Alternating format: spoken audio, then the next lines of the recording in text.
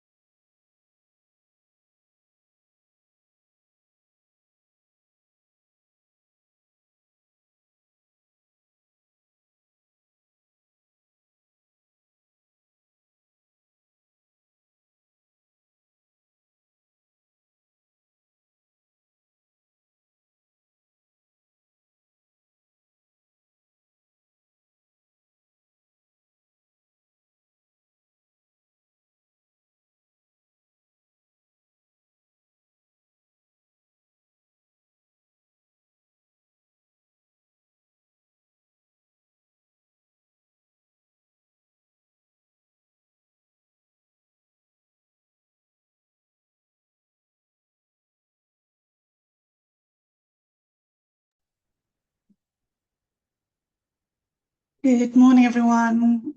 Thank you for joining us for this webinar. We're really excited to be featuring guest speakers, Our Future Health today, who are going to be talking about lots of exciting work that they have for you in 2026. My name is Emma Lawrence, and I'm the head of our Data and Tech Policy and Public Affairs here at the BIA, and I'm going to talk to you just briefly about some of the work we've been doing before I hand over to our guests. So we've been working with members that sit really at the cutting edge and the intersection of life sciences and technology for a number of years now, which we're calling tech bio, so companies that work in AI and drug discovery and also using technology in diagnosis and clinical care. We've been publishing reports annually, our Tech Bio report. We have a really successful annual event in Tech Bio and a really strong policy presence that's been developing and community of Tech Bio companies.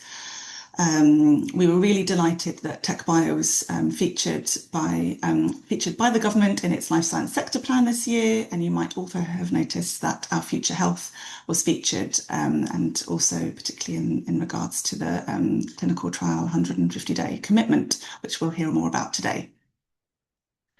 If you're interested in reading the report, the QR code's here, but we will also share the link after the webinar today. And likewise, if you want to get involved with our Tech Bio community, where you get quarterly tailored updates and other opportunities and events, please do sign up. And again, we'll send the link after the webinar. I just wanted to touch briefly on some of our work in access to data. So we know that accessing UK health data isn't as easy as it could be for life science companies. So we've been doing lots of work in this area for the last few years. This is some of the thought leadership we've done in the space. So we published this report in 2022 on secure data environments and SME needs of the environments. And then we followed up this year with a joint report with ABPI and ABHI to influence the NHS England's SDE network. We also published this health data access industry checklist this year, which is designed to help data custodians support industry users more. We've also been collaborating with data custodians themselves. So we've worked this year with UK Biobank and understanding how they can work with SMEs better. This is a picture of a workshop we did with Our Future Health last year, and we're continuing to support them in reaching SMEs. And then we also sit on the NHS England's Strategic Advisory Group for their Data for R&D programme. And we are feeding into the Health Data Research Service as this comes online next year. So that's just it in a nutshell. But if you want to know more about our access to data policy work, please do get in touch with me. Before I hand over to our guest speakers, just wanted to showcase some of our upcoming events. Please check out our website for more. And also do join our website if you want to get involved with the BIA and understand the benefits you can get through membership. But now I'm going to hand over to our speakers from our Future Health, Kate Evans and now Michael Cook. So I will stop sharing so Michael can take over. So over to you, Michael. Many thanks, Emma, and many thanks for the opportunity for our Future Health here to coordinate with BIA to bring you this webinar today. We think what we've got to talk about today, Kate Evans and myself, at our Future Health is a really exciting program that we think will be really useful for many of your research and translational needs. And so without further ado, let's go ahead and jump in.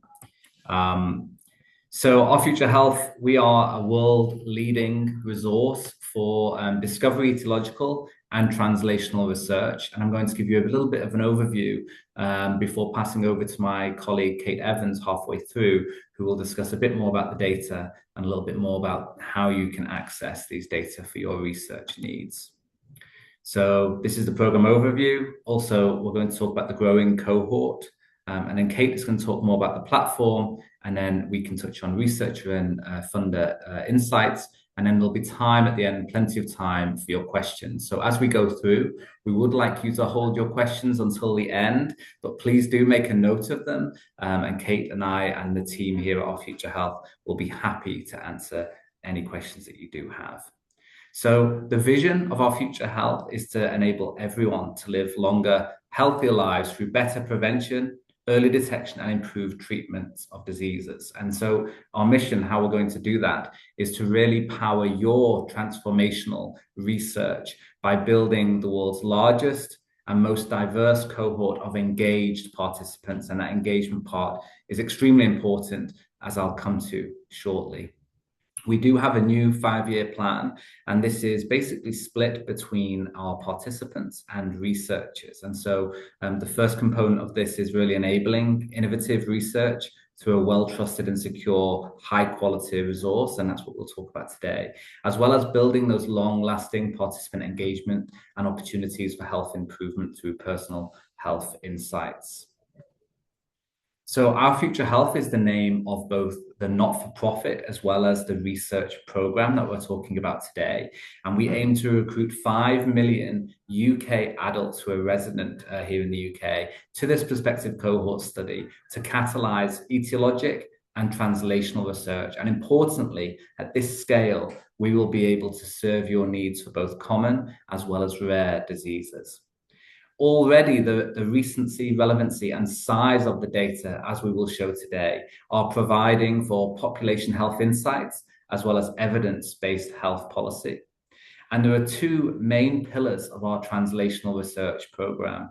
These are access, bespoke access to stored biospecimens, as well as selective invitation of participants into your trials and studies.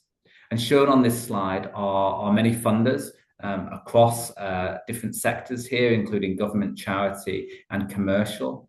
And we also have many affiliate charities that support us in all manner of ways apart from direct funding. So let's talk about the growing cohort and what's already available for you to conduct your research. How have we put this program together? So far, we have opened our recruitment in England in 22, and more recently, over the last 18 months, opened in Scotland, then Wales, and very recently, over the last couple of months, in Northern Ireland. As I said, we're trying to recruit those 5 million participants from the adult population. So there's no upper age limit here.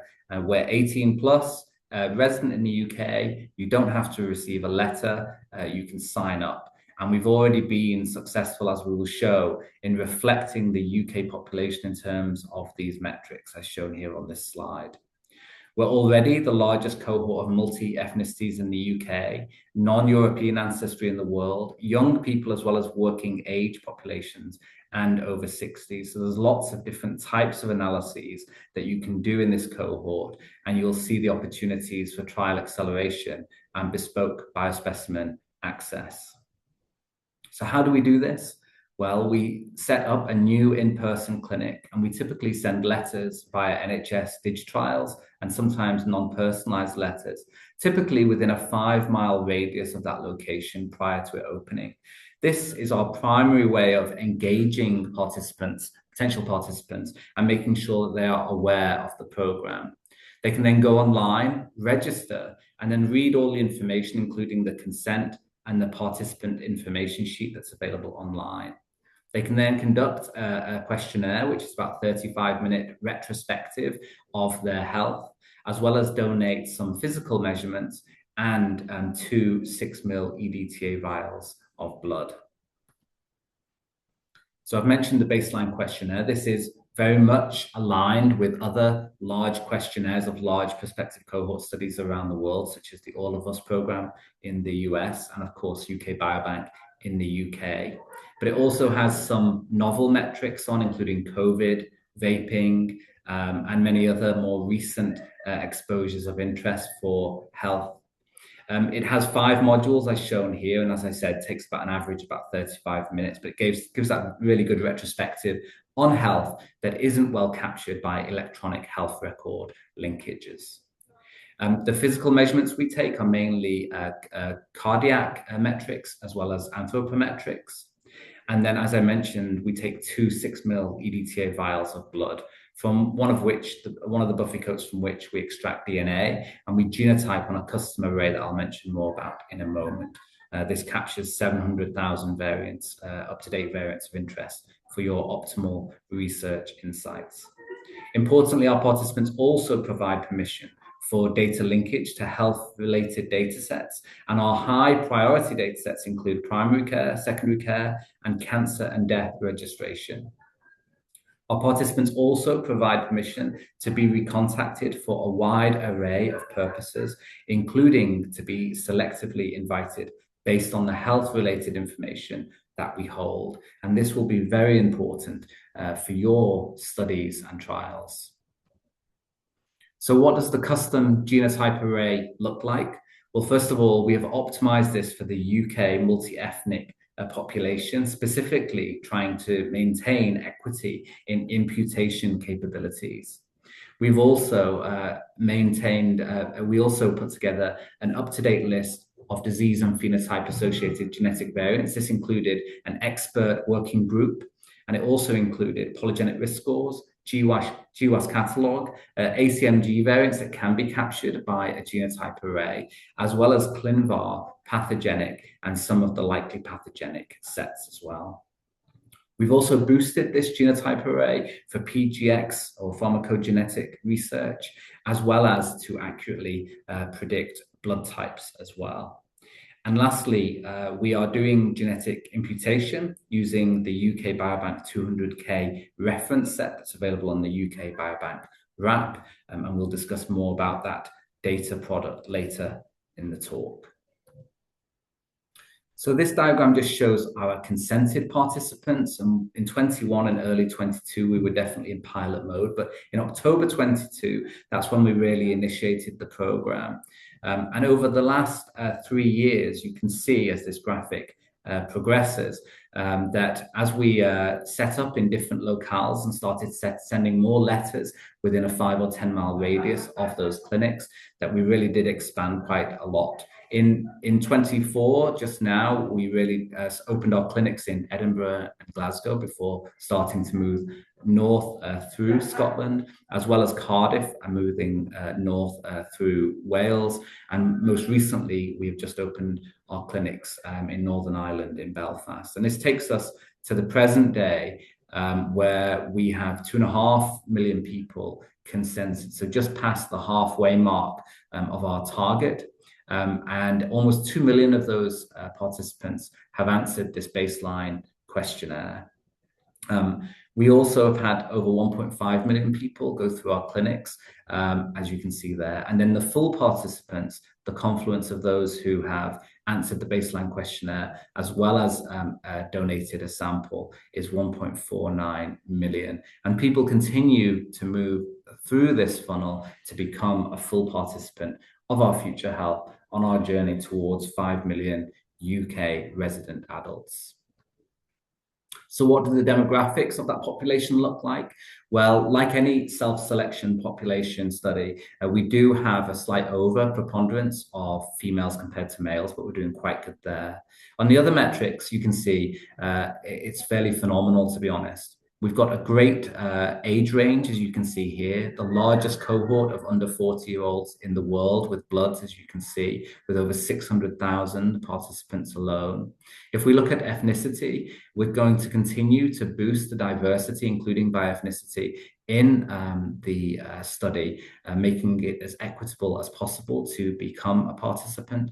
But you can already see that we have more than 50,000 participants who self-described ethnicity as Indian, close to 60,000 as South Asian or other Asian, approaching 35,000 that are self-described as Black ethnicity, and then we have a large number of mixed and other ethnicities. And you can see the power that this study is going to deliver for your research insights, your polygenic risk scores, and equity in your trial recruitment. When in terms of deprivation, the bottom right-hand corner here, you can see that over 29% of our participants are from the first 2 quintiles of deprivation, the most deprived areas within the UK, again showing how we've been able to build the program to really try and represent the population at large. And eventually, we will provide statistical weights for you as well to apply to make your inferences on the English, Scottish, Welsh, or Northern Irish population, or indeed the whole UK population, even more robust. There's lots of research possibilities here with the existing data, more of which Kate is going to touch on in her talk. But I've already talked about the size of the cohort and the significant geographic and ethnic diversity. But of course, you can look at these data right now. You can apply to assess causal factors of disease, subpopulations, complex interactions that really do require large numbers of participants in each of those quadrants. You can look at patient journeys, and this will be further boosted when primary care data is added. You can discover and validate your algorithms to predict and intercept disease. And you can also understand how health and economics are entwined at both the individual and population levels. These are just touching on a few of the ideas. When we open for bespoke access to the biospecimens that we hold in our fully automated -80 storage, you'll be able to do a whole host of analyses. But even in advance of that, you already have available to you the genotype array data on a significant proportion of people, as Kate will discuss shortly. And this will enable you to conduct your genome-wide association studies, and this will be further boosted by forthcoming imputed data set. We also did a mission device point-of-care cholesterol test, which is extremely accurate on more than 1 million participants, and we will seek to release this in one of our quarterly coming releases next year. We'll continue to biobank the blood, and we'll facilitate access to this so that you can do your own analyses of the blood of niche populations and niche biomarkers. But we as a program at Our Future Health will also continue to deliver further broad omic layers on the recruited population to further enhance the resource for your research needs. In terms of trials and interventions, and I know many of you on the call today will be excited by this possibility, you can already do in silico studies, building on things such as target trial emulation, co-localization, Mendelian randomization, etc. But this consent that we have from our participants to actively select them and invite them to your research studies and trials based on the health-related information that we hold about them will really power Our Future Health to be the trial accelerator to approach to do your business here. These recontact studies may involve additional surveys, additional biospecimen collections, patient-centered research interventions, and of course, clinical trials.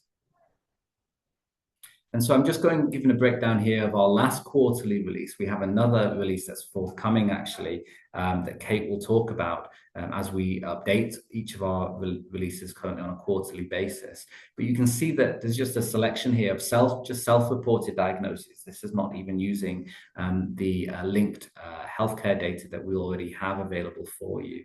And you can see significant numbers of even somewhat rare diseases. These are main domains being shown here, so quite high level, but you can see the significant numbers and possibilities for your studies. If we look at specific conditions, though, you can see here as well that a range of different conditions shown here, such as polycystic ovary syndrome. More than 28,000 women have self-reported as having been diagnosed with that condition. If we take another fairly rare condition in ophthalmology, macular degeneration, almost 20,000 individuals. And as I said, these numbers will actually increase with our latest drop of data, which will be happening this month.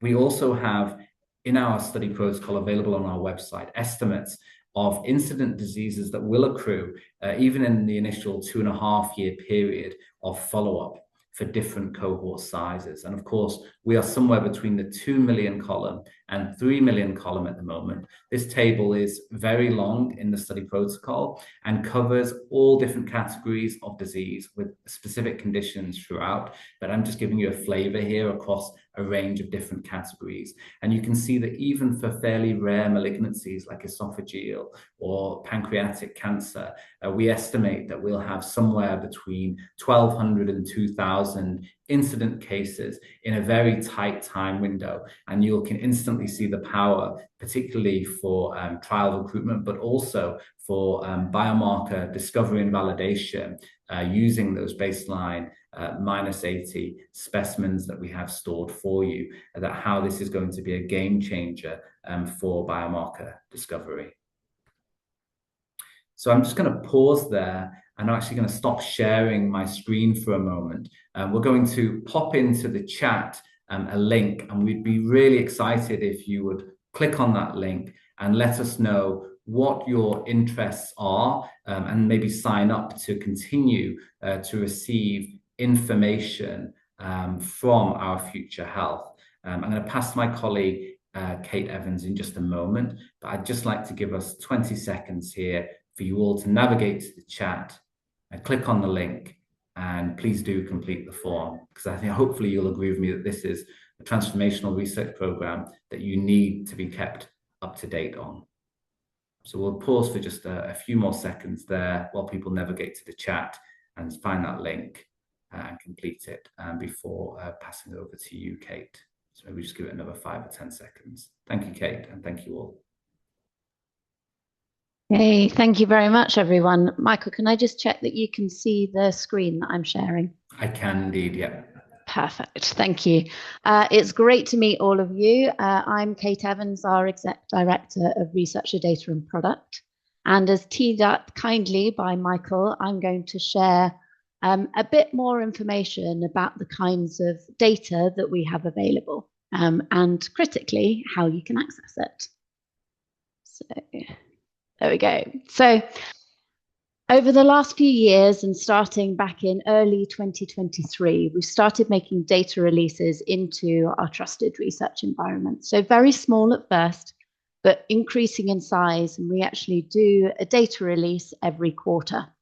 Our next data release will actually be landing on Thursday of this week, so 2 days' time. And I'm really excited to talk to you about that, because we will have lots of new data becoming available for you to access.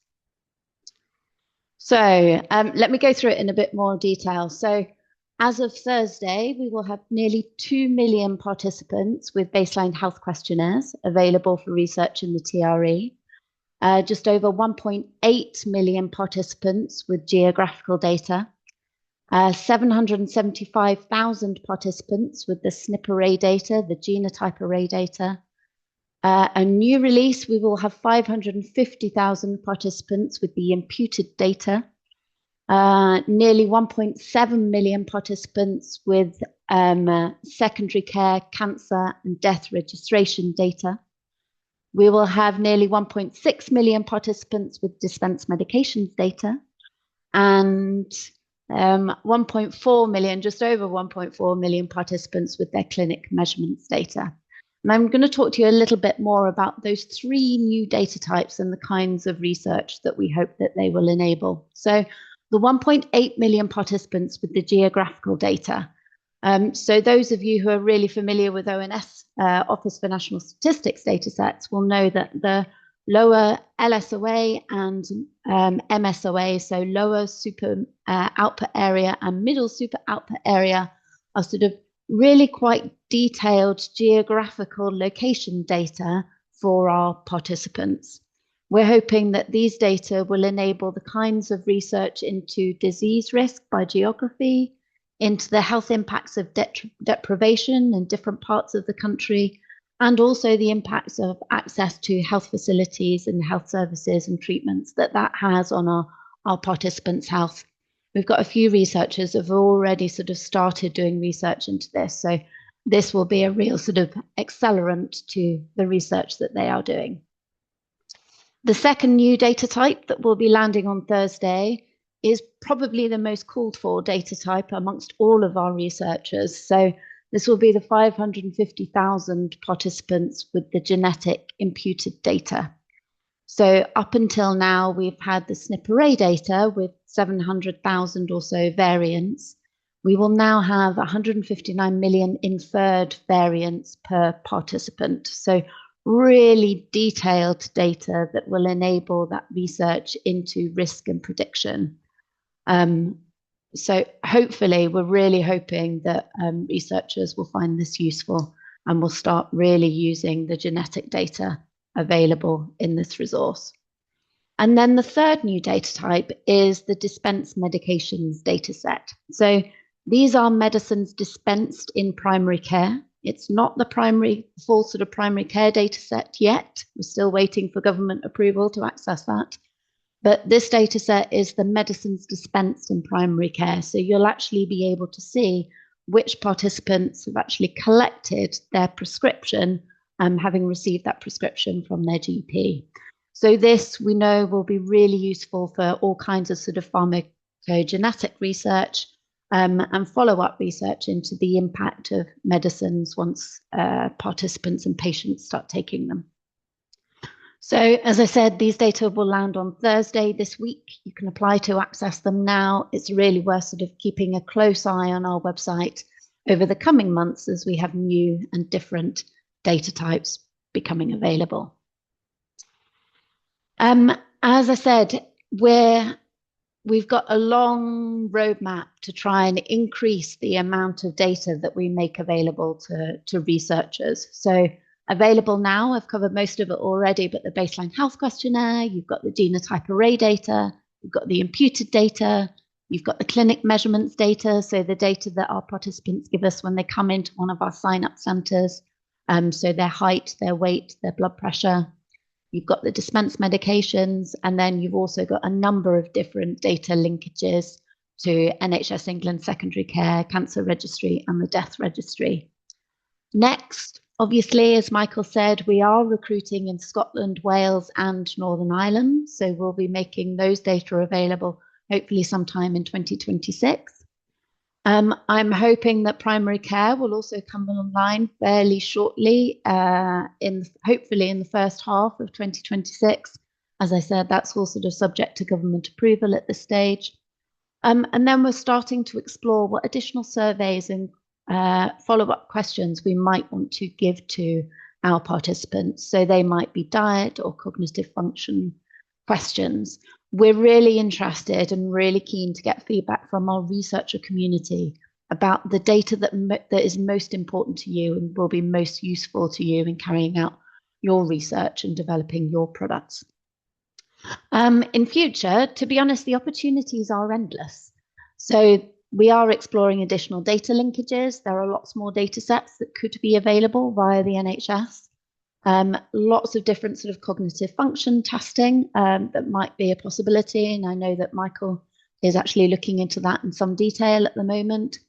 Wearables data is a possibility. It's definitely something that we'd like to do with our cohort, as well as sort of additional omics, so whole genome sequencing, methylation, proteomics, and metabolomics, all things that we think this resource has the potential to offer.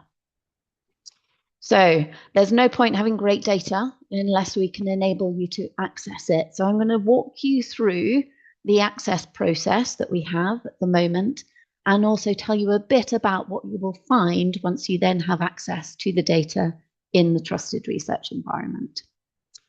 So it's quite simple, our access process. We encourage you to go to our website, and you'll have seen lots of different sign-up links and links to the website sort of coming up in your chat. Take a look, have a look at the resources that we have available. We then encourage you to create a researcher account. That's super simple. You provide us your name and email address. You can then apply to be a registered researcher. And at this point, we will ask you to sign some researcher terms and conditions, also check that you've done your sort of various information governance certifications so that we know that we can be confident that you will keep the participant data secure. You can then apply to access the data by submitting one of our study application forms. You will then carry out your research and analyze the data either within the Our Future Health trusted research environment or within an accredited secure environment also host the Our Future Health data. And then obviously we will keep in regular contact, and you'll let us know if you have any key findings and how you're getting on. And we will sort of make sure that you get regular updates as to new developments with the Our Future Health resource. So really simple around the researcher registration. We ask you a bit of information about who you are, your technical skills, so that we're confident you can use the data safely. Evidence of your information governance training, super simple form, and it's available on our website. And then similarly, to apply to access the data, we do ask you to fill in a study application form. That is then reviewed by our independent access board to make sure that the research that you're trying to do sort of involves the public and critically is in line with the consent that our participants have signed up when they volunteered their data to the Our Future Health resource. Then you will get access to the Our Future Health trusted research environment. So this is provided to us by DNA Nexus. So those of you who are familiar with UK Biobank and have used their UK Biobank wrap will find this quite intuitive because DNA Nexus also provide the UKB wrap. Within the TRE, you've got a fairly powerful and intuitive cohort browser. You get automatic access to the latest data releases for the data sets that you have approved access to. You've got a number of bespoke tools to analyze the data, or the commonly used tools, so Jupyter Lab and Spark, obviously, as well as the various genomics apps. Critically, though, we are working on the capability which will enable you to bring in and to build your own tools and workflows using the Our Future Health data within the TRE. So you can already bring in your own software. We know that a number of our researchers, particularly those power users, are essentially using the Our Future Health data to develop novel software and capabilities. This is the kind of research that we really want to enable, and we enable you to do that within the TRE.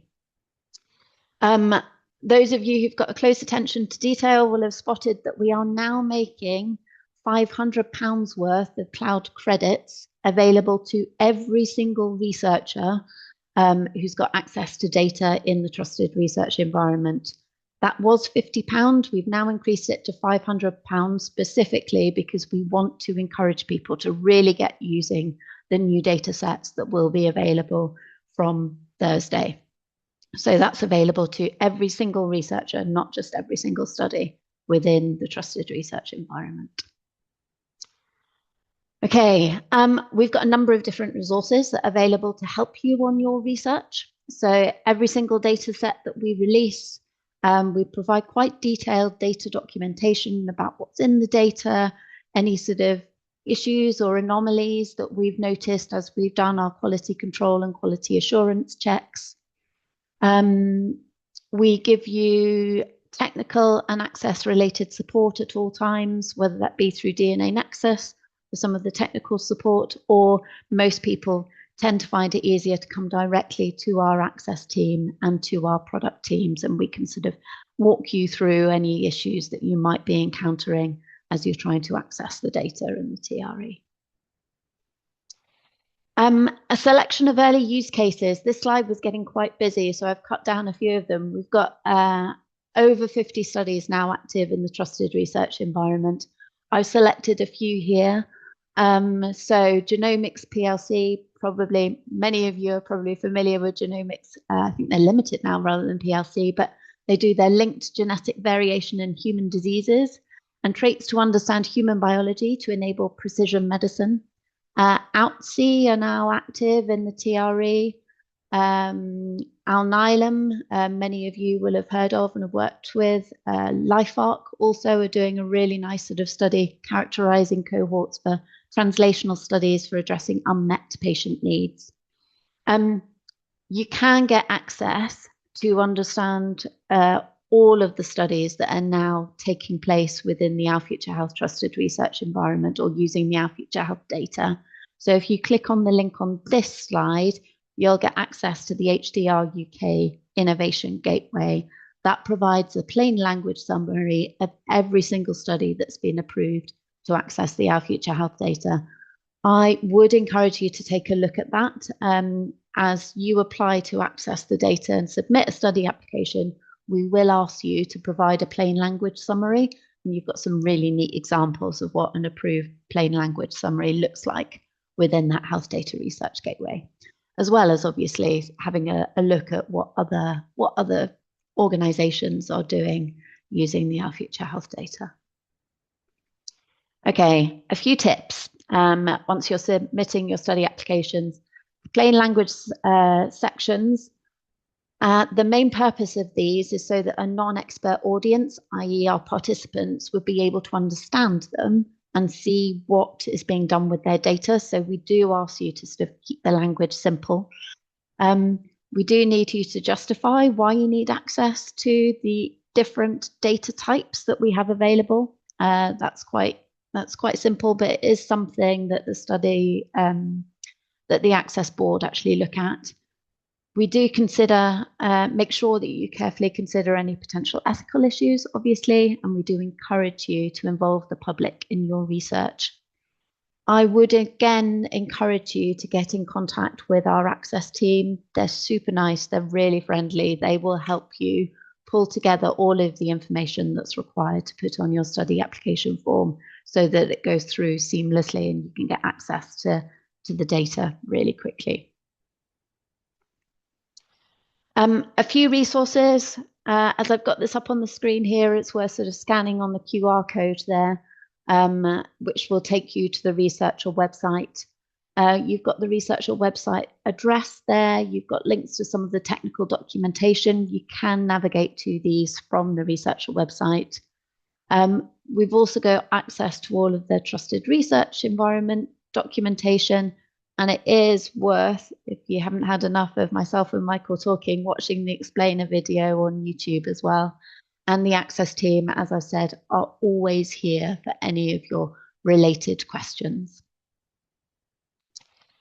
It is also worth you reading some of the early research papers that have now come out outlining the Our Future Health resource and how this resource was created. You'll see the lead author on this one was Michael Cook, who you've already heard speaking today, but it sort of talks a bit about what Our Future Health is here to achieve, how we've recruited the participant cohort, the progress that's been made so far, and what we hope it will achieve in the future. So worth having a read of that. And then again, this one here, again, our lead author here is Michael, who you've heard speak today, but again, sort of talks about the Our Future Health cohort and the profile of that cohort. Okay, we have been putting all of these links in the chat as myself and Michael have been talking. We would encourage you to get in contact with us. Will Murch, whose email address is there, will happily talk to you about how you specifically can get access to the TRE and how you should submit your study application. And please do fill in the form. The link is via the QR code there, as well as in the chat, because we'd love to speak to you more. Thank you. All right, I think at this point we are going to open up for some Q&A. I am going to, if I can, stop sharing. Yeah, thanks. Thank you, Kate and Michael. It was really impressive, really helpful. And so, yeah, the link is on the side there for people that want to sign up, but please do use the Q&A box for questions. So we've got Kate and Michael here. So any questions at all, please do submit them. I will kick us off with a question on the data access process. So one of the things we hear is that it's frustrating not to know how long it will take between kind of the starting and actually getting access to the data and then return of results. So do you have any kind of indication about what that kind of timeline is? Yeah, so our access board sits on a monthly basis. So the studies that we see going through more quickly are those where people have actually reached out to the access team and got some help from them and sort of filling in their study applications and have sort of taken on board, had a look at the plain language summaries on the HDR UK website and sort of understood the ethical considerations that they need to make sure are sort of in their study application form. So it's worth sort of looking out for the tips and tricks. The shortest studies have actually gone through very quickly in a matter of sort of 4, 5, 6 weeks. Some of the more complex ones where we've had to sort of give a bit more sort of guidance on the ethical issues and some of the plain language summaries, they have taken a little bit longer. So I would really encourage people to sort of reach out to the access team and follow those tips and tricks to make sure the study goes through as quickly as possible. Thank you. Okay, so we've had one come in also about timelines. Sorry, so this is about the access process, so biosamples and the process and the timelines for those. Yeah, happy to take that one. Thanks, Emma, and thanks to the attendee for the question. Well, first of all, we're running some recontact study pilots at the moment, and that's our real aim to open up fully for that early next year. So if you're attending Festival of Genomics, which is where we'll have quite a large presence and be sort of celebrating the opening of recontact studies for your trials, that's the place to come to speak with us, as well as filling out the form in your chat. And then we look to samples next after recontact studies. So let's be thinking trials and recontact studies now, samples next. We're almost in 26. I hope we can build a pathway to opening up bespoke biospecimen access in 27.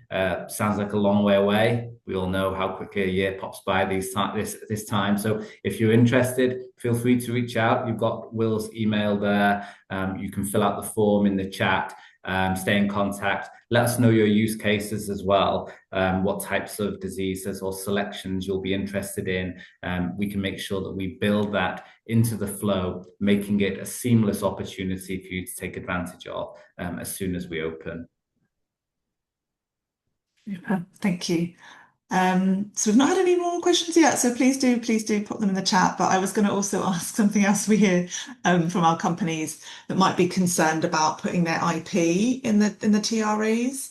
But I know people have done it at UK Biobank and putting their analytics and their IP within the environment. So do you have any kind of assurances to anyone that's worried about moving their analytics, like you said, in their pipelines into the DNA Nexus platform? Yeah, absolutely. So every single study gets its own restricted workspace in the TRE, which means that only the PI and any approved collaborators, so these are collaborators approved by that PI as part of that study, can access that restricted workspace. We can't access that restricted workspace. DNA Nexus can't access it, but it is subject to all of the additional security controls that both ourselves and DNA Nexus do on a regular basis. So we can obviously nothing is ever sort of totally cast iron and foolproof, but yeah, we can provide those assurances that we can protect your IP within that trusted research environment and within the restricted workspaces. Thank you.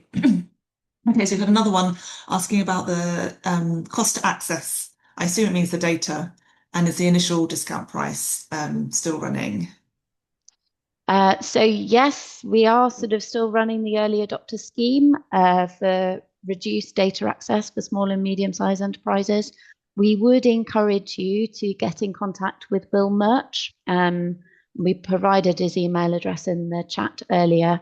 He can speak to you a bit about what the specific price is for your size of company and the revenue that you generate. It is sort of a tiered data access scheme, but yes, the SME early adopter scheme is still running, and now's a great time to join, obviously, with all the new data that's landing this week. Super, thank you. Great, we're getting more questions. So someone else has asked about getting their own research environment accredited. Yes. So again, I'm going to encourage you to contact the Access team. We do have an accreditation process. So we've got a third-party company that looks at trusted research environments, including the Our Future Health one, to make sure that they meet the various data protection and security conditions that we need to provide those assurances back to our participants.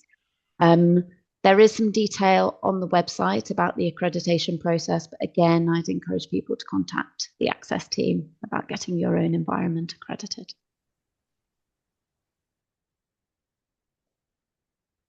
Thank you. Yeah. Michael, did you want to come in on either of those? No, I think that's great. Sorry, I thought okay. Yeah, I was at the UK Biobank conference yesterday, and they're also looking into setting up a CTRE system, so you're sort of ahead of the curve a little bit with that one. But yeah, something they've been speaking to us. But yeah, it's something that I think for certain use cases is really important, especially some companies have data from other places that they want to kind of bring together, and they're not necessarily able to put into a different environment. Super. Okay, we've got another question. How scalable is the compute environment that's backing the TRE? And then it's got e.g. with GPU farms. I don't know what a GPU farm is, but maybe you do. I do know what a GPU farm is. Good question. We're working really, really closely with DNA Nexus and giving them sort of lots of foresight about the volumes of data that we will have landing in the TRE sort of on Thursday, but also sort of going forward. One of the things that they've been constantly assuring us of is the scalability and power behind the compute that powers the Our Future Health TRE. We've also been working really closely with Microsoft on this because the Our Future Health TRE is hosted on Azure. If there are any concerns on that, it's something that we're monitoring really, really closely. But I want to make sure that people sort of highlight any concerns on that specifically, because it's a conversation that I then have with Microsoft and with DNA Nexus. They have provided me with those assurances, but I would always like to keep them on their toes. But it sounds like it's really the message is get in touch, and feedback is really appreciated. So it's really early days for Our Future Health programme. So really important to get feedback, especially we've got really diverse companies across membership doing lots of different sorts of research studies. So really, really is now the time to influence the programme in terms of the technical setup, and then also obviously the kinds of data they can collect going forwards. Yeah, I agree with that, Emma. And just to come in there as well on the GPU farms as well, is we're trying to make sure as well that our data have a high degree of AI readiness for your AI ML models. And so we really would value your input, actually. And so the first step to do that is to navigate to the chat, and please fill out that fillable form. Let us know your interests. And if you're interested in AI models, ML models and the like, please add that to your responses there, because we're really trying to make sure that our metadata in particular are machine readable, and really have all of the fields necessary for you to take that compute with your model to the next level with the large data that we can provide. Cool. Thank you. So we've not had any more questions come through. I don't know if there's any other last closing remarks you guys wanted to make before we wrap up. I think just to say thank you to BIA and for everybody spending their time with us for this last hour. We really appreciate it, and we really do mean it when we say we value your feedback, either to Will Murch through his email or through the fillable form as well. Kate, did you want to have a few words as well? Yeah, I'm going to echo Michael's thank you to the BIA and to you, Emma. Thank you very much for that. Really appreciate it.